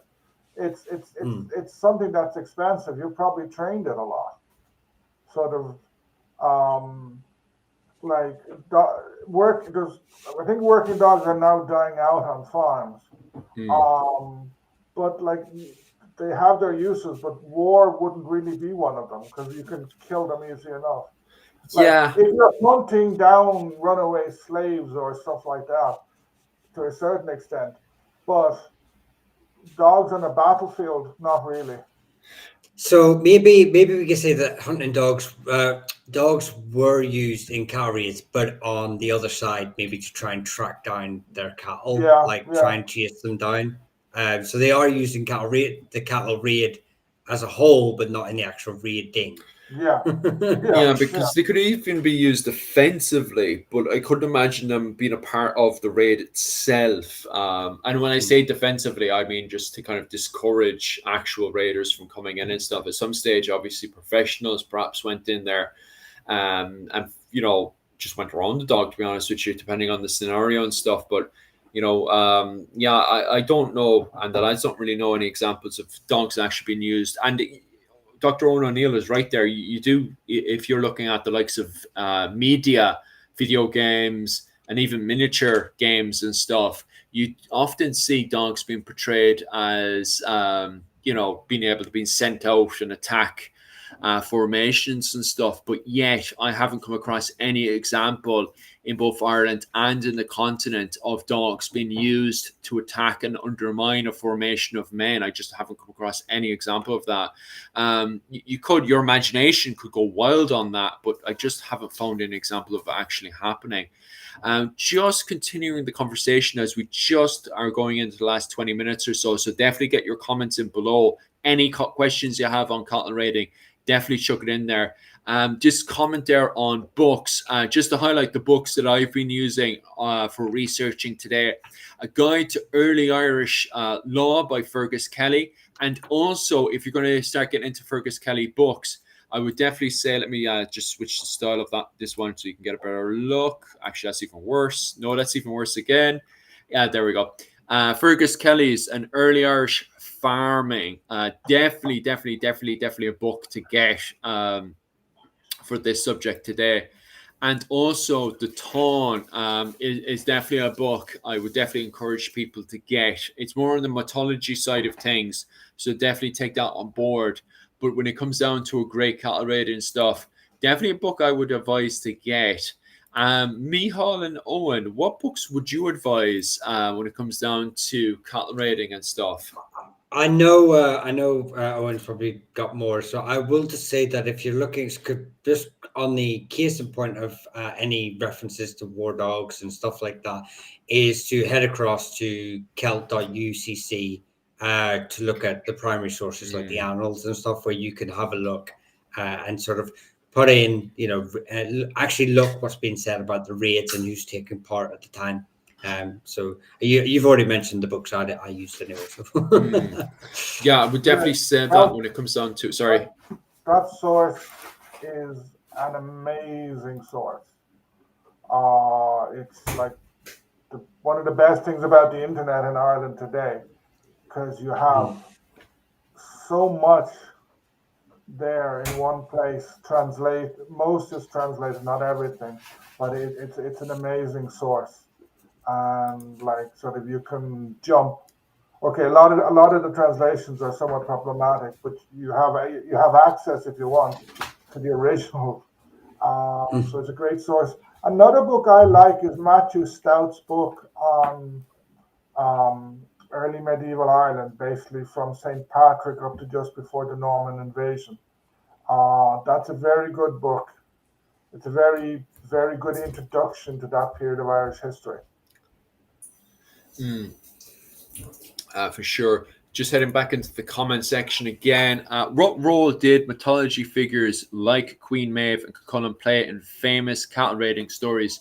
In my opinion, as I explored there, definitely a lot, because in my interpretation, it definitely gives us a good view on how a great raid may have been conducted, especially before 550. So dealing around the period of 2800 BC to around 550 BC definitely gives us an idea of how a good, giant cattle raid would have been conducted at the period, but from a mythology perspective, because geez, it does go a bit wild at times, to be honest with you, with the likes of Cuchulainn by himself taking on thousands and thousands of men. So you do have to remember. That's true. Any Ulsterman can do that from the Oh rest of well, I Ireland. take that back. So, just popping over as well, because I don't think we need to have a deep dive on that one, unless we were talking about more of the mythology side. Because the thing is that the Tomba Cooley sometimes when it comes down to mythology side, it does go absolutely wild. To be honest with you. Just the comment section, a few good comments in there. She was the real queen of Connacht. Yeah, I definitely would say many people would definitely 100% agree with you. Another comment there. All cows are very, very beautiful. Yeah, it's a good Irishman comment, Irish woman, Irish man comment to be saying about these. Find dead cow. Okay, bit random, but it is what it is. That's for, I think that's for the branding. Oh Maybe. yeah. How often could one beast be stolen over a life period? Jesus, that's a Oh. difficult question to answer. To How be quite long is honest a with piece you, of string? what's that? How long is a Yeah. piece of string? Yeah. I definitely think that one. Maybe the cow would never be robbed, or maybe he was. Each day he had a different owner. Yeah. Just passed around, because like when I was looking through the Annals of Ulster on UCC .ie Celt or whatever it is, when I was going through the Annals of Ulster there, I did notice that you had certain regions like around Meath and the Kennel Owen territories way up north and around Dublin and stuff, where you have a lot of cattle raiding going on. There's always raiding going on and stuff. But the areas around Sligo and stuff, you do get local raiding and stuff, but then you got periods where maybe and the problem with the Annals of Ulster is it does take it from the perspective of the men of Ullid. So maybe that's why you don't have too many, raid. They just don't add in the Sligo area, the Sligo kind of Galway around that whole area and stuff. I would say Sligo was a mess, because it's literally a junction of three kind of big king groups: the Fiacre to the Mayo side of Sligo, the Bruin to the south, and then you've got the Kennel Connell and Kennel Owen. I think Sligo was just like one of those hotspots where you probably maybe not being raided as much as people who were raiding were bringing the cattle through it. Yeah, but it's quite a hot spot for because certainly like the O'Donnells, jumping later, the O'Donnells had aspirations, and sometimes more than aspirations, to control Northern Connacht. And they would they would go into Sligo and Mayo a lot. Hugh O'Donnell in the 9 Years' War, he was quite strong in Sligo, and I know he went very near Galway City. He went down into Thomond, into Clare, on big raids. And I think they would come through or nearby Sligo town on the way back, because you kind of have to. If you want to avoid the lakes of Fermanagh, there is a consistent route from, I think it'd be Sligo to Ballyshannon, Yeah, Ballyshannon, obviously there's quite a few famous battles Yeah, there, and it seems to be a hotspot for crossing into Donegal yeah, from that area. Yeah, I mean, but if like the O'Dowds, I mean, they're more maritime. Are probably the biggest family uh, in that area. Um, but yeah, you've got this. I definitely think it's more of a. Again, it comes down to not being recorded because it's just maybe just passing through normal, to the big events. The yeah. army passes through Sligo to get to wherever the army passes through Sligo to get to Donegal, Well, Fitzgerald's army. So I think the problem is as well is that is, as the name says in the title, the Annals of Ulster. So I do find the Annals of Ulster probably just didn't care what the men of Sligo and stuff were doing at the time. They were kind of like, well, it's just them over there, affect them. I care about what's Mhm, happening around Meath, Dublin, and Kenil-Owen territories and stuff. Let's talk about mhm. that. I think that's perhaps, even when I was reading through it, I was thinking it's a very kind of biased interpretation because even Munster is lacking so much literature during the period and stuff. I remember, Probably only 1% of cattle raids are recorded in the Isles. mm, well, that's very true as well. Like Um, Yeah. if you didn't burn down a church, if you burned down a church on the way there and the way back, it would get, oh, the men of such and such a place, they burned down this Yeah. they burned down this Yeah. church and they did loads of other naughty things, but what gets recorded is the church. Because of the I, nature of Yeah. annals, most of them are being written down by churchmen. You see, now you're going to the conspiracy level of like, did they purposely burn churches to be added into history? But God, we could talk about all day. I just want to, just before we finish up with the last 50, we've got 15 minutes left, lads. So if you got any more comments, definitely comment below. Do you ever talk about how the Irish were at one point the dominant power in the British and Irish Isles and colonized parts of Scotland with the old Rita? And took slaves like St. Patrick. We were talking about it last week, wasn't it? St. Patrick and stuff. Yeah, Um, but I wouldn't say the Irish were the dominant power hmm. because Yeah, I never. No, yeah, no. like A prominent cultural group, society, because we weren't like a homogenous one single nation, but and also even then, it was Gold Gaels kind of held the Irish seaboard and the Isles. So I think the question is very layered. That'd be very if you were to break it down. I don't like Owen's initial statement before I just interjected there quite rudely was kind of very on point. and like That just I would say the I Irish. was just to add in, like yes, Saint Patrick was taken as a slave from uh, Britain. I think nowadays I think it will be in the north of England to England to Ireland. It was taken from Britain to Ireland, but we have in his letter to Coroticus, he's writing to somebody in Britain who has been raiding Ireland and has captured Irish people, specifically St. Patrick's converts, and taken them as slaves, I presume, back to Britain.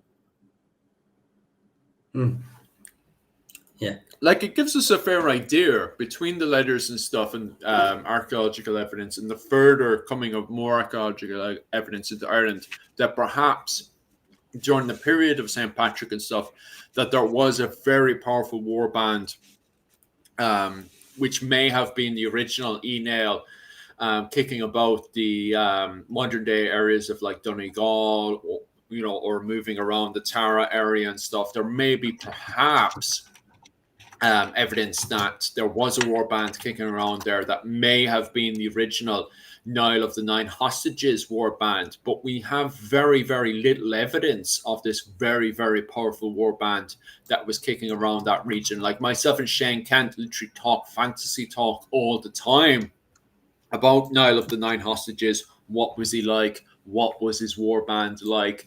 But we have very little evidence of that.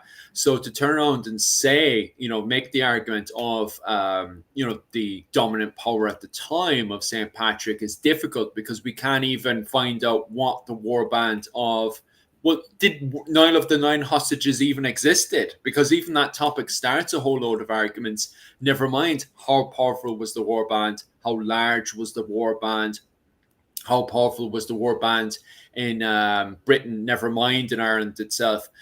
So it's one that we still need more evidence about. But at the same time, it is a very exciting time in our own history today because of the amount of archaeological research that's been done into Roman archaeological finds in Ireland. So there is hope that we will find more evidence and hopefully find an entire horde of evidence somewhere around modern day Donegal to Tara. So my answer to that one is hopefully in the future we'll find more evidence to support there being a very dominant warband around that area. Would be definitely my interpretation.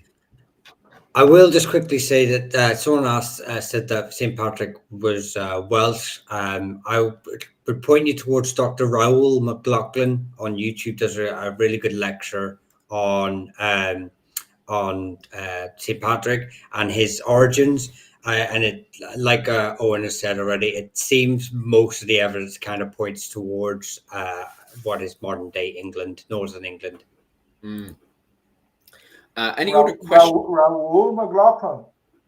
Raoul or Raoul, I can't pronounce it. Raol. Okay, good Spanish McLaughlin. Yeah, well, but with an Irish surname, yeah. He's on YouTube. He sort of covers Roman era. Okay. Yeah, well, that's a very loose term, but Roman era sort of Ireland. So, well, the thing is, we need to take note of is that we're dealing with 6th century Britain, which is neither Welsh that we know today or English. It is, Romo Britain. They are their own people and their own culture and stuff. Good point. The problem is, I remember it was Dr. Damien Bracken when I was in first year in University College of Cork. He highlighted the fact that it's actually very, very difficult to pinpoint exactly where St. Patrick is from because you're dealing with Romo Britain. That it's not a case of, did he come from somewhere in Wales? Where exactly in Wales did he come from? But because it's all just one big kind of realm, trying to pinpoint exactly where in the Romo Britain realm he came from can be actually quite difficult. The problem, the problem is the town that is mentioned in the sources around that in primary sources, the town that is mentioned. It doesn't exist. The spelling of it doesn't exist anywhere else.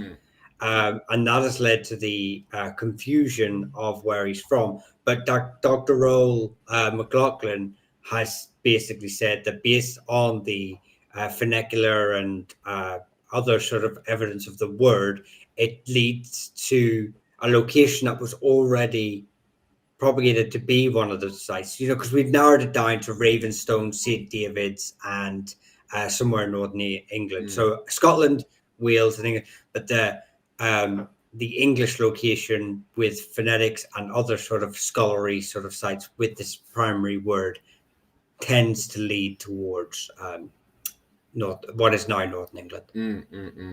Yeah, it is a funny one, all right. And as Ulsterman also pointed out as well, like there's a few arguments as well that St. Patrick may have been from Scotland, which at the time would have either been the territories of the Dalriada or Pickland, which is also very, very true as well. Maybe perhaps he was stolen from another Dalriada territory and sold over to the the Enail warbands and stuff, depending on your interpretation. And also he could have been a member of Pickland as well, because he was taken into the Enail territories and stuff. And at the time, the Enails were raiding into Pickland and stuff. So that's also a decent argument to make as well, that perhaps maybe he wasn't Romo Britain. Maybe he was Pictish instead, or maybe he was part of the Pictish Romo world. It's all up for interpretation right now until we find more hard evidence. What about his sister? Oh, yes, it's true. Yeah, what about his sister as well? Go on. What about his sister? Because his sister, Saint Dararca, is patron saint of where I live, of Valencia. So she has to be a real person. You're not telling me that Saint Dararca. Go on. But even then, even then, the whole story, Kerry, I did a bit of a joke video on it years ago, and how not only are, in our early mythology, Ulster and Kerry connected through the line of Fergal and all these sort of things, and we have similar named Sleeve Mish. There's a Sleeve. Basically, it's the same name for a mountain range in Kerry, but it's a slight, obviously, variation in the name. And then the similar named king groups in the area. And obviously, then you have the myth that St. Patrick is taken by Niall of the Nine Hostages and the Eneal, but actually, the area that he holds isn't held by the Eneal in the 5th century, 6th century. The Eneal don't sort of push out of Inishowen until the 7th century, really. Right. So, was it the Eneal or was it the Dalriada? I kind of lean towards it was the Dalriada, and then that actually took him, and not. I think it's a later story that is Niall of Nine Hostages and. Interesting. All right. I mean, he's semi-legendary. I would continue on. Oh, Michal's completely blown away. I'm here though. That captain in a cattle raid. No. I was just thinking that myself. But anyway, regardless, even if we did lose Michal there, we can hear him. We can hear him screaming as he's slowly being pulled away. But regardless, we've got a last 5 minutes left, and instead of expanding in another question and stuff, I just want to hear from anyone else who wants to finish up there with any last questions, or if you guys want to add into anything else within the last 5 minutes of what we've been saying there, as I quickly go through the comment section to make sure there's no other comments that I kind of left unturned and stuff, because it would be a shame not to answer it now. There was someone who asked a comment much earlier using some words from Irish, but it seemed completely wrong to me. It was something about like Cailleach meaning fight. Cailleach is an old woman. And Cree, Cree meaning something where it means heart. It actually means heart. It was someone comparing Irish and some Indian. Oh, was it this word? One? Yeah. The Indian god. Yeah, I have it here. The Irish for heart is Cree, and Irish doesn't have that backward accent. It's Criodh is Cree. And Cailleach like that is an old hag. It's an old woman. Cailleach or Bera. It's nothing to do with Cali. Yeah, I'm not. But obviously, we're gonna have echoes of the Indo-European language anyway, and the Indo-European language on the Indian sort of subcontinent is. You've got. I follow a linguist on TikTok, and he often points out these tiny shadows and echoes of the link, but they exist, but you can't suddenly start painting this big picture from these tiny fragments. Interesting as well. Pumping back over to Wales again. Welsh meant foreigner or something from the point of view of the Anglo-Saxon kingdoms, mean maybe it's more of who you ask.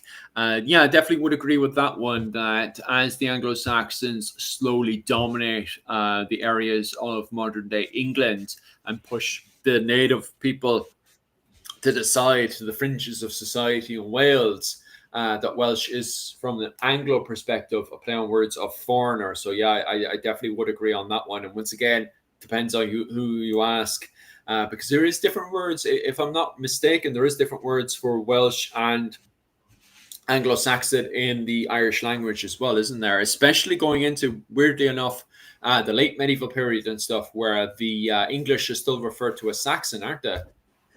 Yes, Saxons are Sassenach and Welsh or Belte, which gets anglicized to Walsh today as a surname. But it basically means Breton. But then you've also got the other, all this, what is a national identity? What is your identity? It's, is it the words being described, oh God, signal, being described by others about you, or is it the word you use for yourself?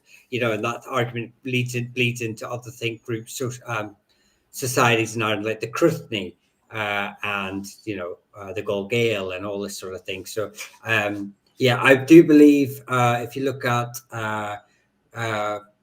William, what's his name? Archeo Death on TikTok. He talks about this very specific thing. Yeah, he talks about this very specific topic. About it actually didn't really mean foreigner. It's a bit of a. I believe the modern thing is it meant foreigner or slave. But he kind of debunks it a wee bit and expands on it far better than I ever could. So I would check him out. This sounds quite interesting. I have to have a look at that page myself. What was the page again? Archeo Death. Oh, nice. Dr. Howard Williams. Oh, really? What I'll do is Dr. Howard Williams, Chester. What I'll do is I'll get that off you after, and I'll post it up for you guys.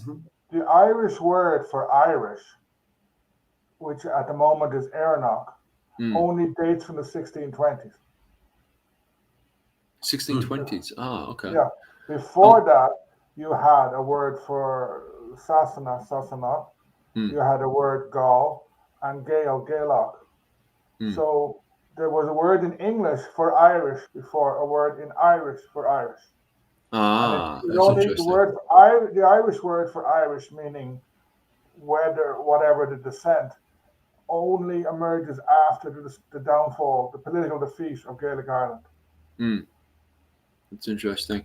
And what about the Ulster? Was it the Annals of Ulster? I think there's what was it called? Sometimes they have like King of Era, and then sometimes they have like King of Gael and stuff as well, which I do find interesting in the Annals of Ulster as well, because I was thinking to myself, is the likes of Flann Sinna and Mael Shocknall the First trying to crown themselves as kings, not just with the Gael of the island, but also the kings of Dublin as well? Like, are they trying to fully emerge themselves as kings of the whole island? That's a question for another podcast.